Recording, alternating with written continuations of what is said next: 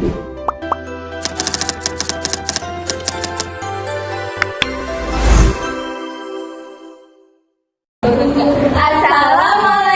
warahmatullahi wabarakatuh.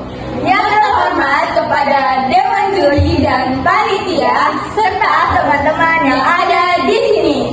Sebelum memulai, kami ada pantun nih. Jangan lupa bilang cakep ya. Mentari pagi mulai bersinar. Cakep. Burung bernyanyi yang nidahan. Cakep. Mari kita mulai dengan pikiran segar supaya ilmu menambah wawasan.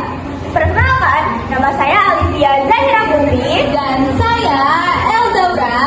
Kami dari PNR SMP Negeri 20 Jakarta Tim A. Berdirinya kami di sini akan mempresentasikan tentang penyakit HIV atau AIDS. Kenapa ya? Ketika mendengar penyakit HIV atau AIDS, kebanyakan orang langsung memberikan stigma negatif tanpa mau tahu terlebih lanjut tentang penyakit yang satu ini. Padahal dengan deteksi dini dan pengobatan yang tepat, penyakit HIV bisa dikendalikan agar tidak berkembang menjadi AIDS loh. Nah, untuk mau tahu terlebih lanjut soal penyakit ini, yuk simak penjelasan dari kami. Nah, apa sih pengertian dari HIV atau AIDS?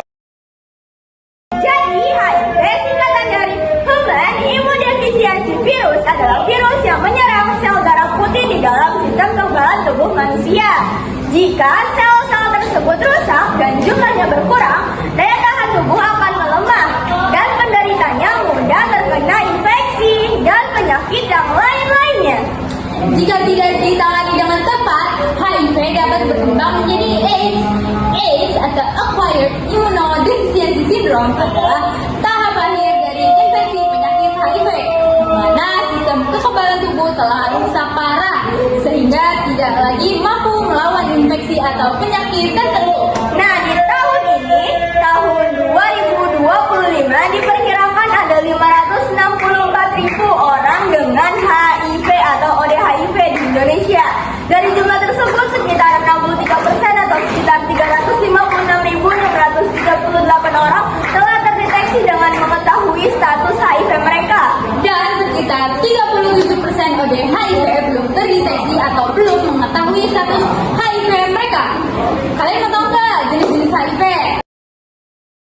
Yang pertama ada HIV-1, jenis HIV yang paling umum di seluruh dunia, bertanggung jawab atas mayoritas kasus, lebih menular dibanding HIV-2 dan menyebabkan perkembangan penyakit yang lebih cepat.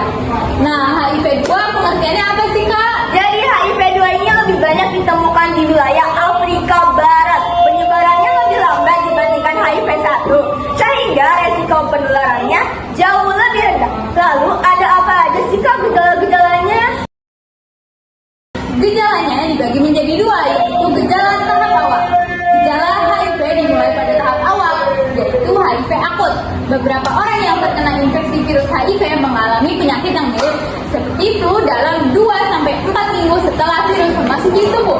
Penyakit ini dikenal sebagai infeksi HIV primer atau HIV akut. Mungkin berlangsung selama beberapa minggu. Tanda dan gejalanya meliputi demam, sakit kepala, nyeri otot dan sendi, sakit tenggorokan, diare, dan sebagainya. Lalu gejala tahap lanjutan. Pada tahap ini, HIV masih ada dalam tubuh dan dalam sel darah putih.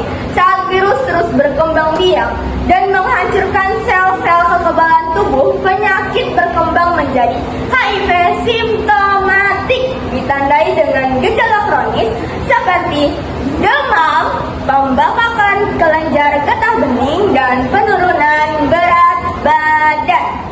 Apa aja sih penyebab HIV dan AIDS? Nah, jadi penyebab HIV dan AIDS itu yang pertama, hubungan seksual. Seseorang bisa terinfeksi jika berhubungan seksual dengan pasangan yang terinfeksi, baik melalui vagina, anus, atau mulut, tanpa pengaman yang kuat dengan penderita si HIV ini. Lalu, yang kedua ada penggunaan jarum suntik, seperti penggunaan jarum suntik yang tidak steril secara bergantian. Yang ketiga jika ada transfusi darah. Resiko ini lebih sedikit jika rumah sakit atau bank darah dengan teliti memastikan bahwa tidak ada darah yang terinfeksi virus HIV untuk ditransfusikan. Yang keempat ada masa kehamilan, persalinan atau menyusui. Ibu yang terinfeksi virus HIV dapat menularkan ini kepada bayinya selama masa kehamilan, persalinan, dan menyusui. Nah, sebaliknya virus HIV tidak akan menular melalui kontak biasa. Contohnya seperti berjabat tangan atau memeluk seseorang yang terinfeksi. HIV juga tidak menyebar melalui udara, air, atau gigitan serangga. Lalu, ada apa aja sih dampak penyakit HIV terhadap tubuh? Yang pertama ada sistem kekebalan tubuh. Penyakit HIV dapat memengaruhi sistem kekebalan atau imunitas tubuh sehingga menyebabkan penyakit. Yang kedua ada organ tubuh yang terpengaruh. Organ tubuh lainnya juga ada yang terpengaruh akibat infeksi virus HIV seperti sistem pernapasan, sistem pencernaan, sistem saraf pusat, bahkan kulit. Lalu ada gangguan saraf, contohnya seperti kebingungan, gangguan memori, atau sulit berkonsentrasi. Gimana ya Kak caranya biar kita bisa mencegah dari penyakit HIV ini? Nah, mudah saja. Ingat, mencegahnya dengan kata BAIK, baik. Bersikap setia dengan tidak bergonta-ganti pasangan ketika sudah menikah dan tidak melakukan hubungan seksual sebelum menikah. Amati dan pastikan menggunakan alat pelindung saat berhubungan seksual. Ingat, hindari penggunaan jarum suntik bersama.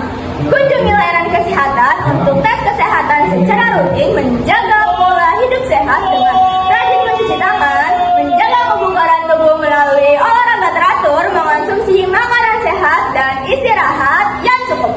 Oh iya Kak, penyakit HIV itu sebenarnya bisa disembuhin gak sih? Jawabannya tidak. Mengapa Kak? Karena HIV belum bisa disembuhkan hingga saat ini. Namun ada pengobatan yang sangat efektif yaitu terapi antiretroviral atau ARV yang dapat mengendalikan virus HIV dalam tubuh. Nah, mitos fakta HIV ini apa aja sih Kak? Nah, mitosnya HIV dan AIDS adalah hal yang sama. Aslinya tidak guys. Faktanya itu adalah HIV adalah virus, sedangkan AIDS adalah sindrom yang disebabkan oleh HIV yang tidak dapat diobati. Nah, oke teman-teman, dari penjelasan tadi dapat kita simpulkan bahwa HIV dan AIDS bukan hanya masalah medis, tapi juga masalah kesadaran. Kita tidak bisa mengubah masa lalu, tapi kita bisa mencegah masa depan yang beresiko. Ingat kata BAIK, baik, bersikap setia, amati pelindung, ingat jarum suntik, dan kunjungi layanan kesehatan. Lindungi diri, lindungi orang yang kita sayangi, karena mencegah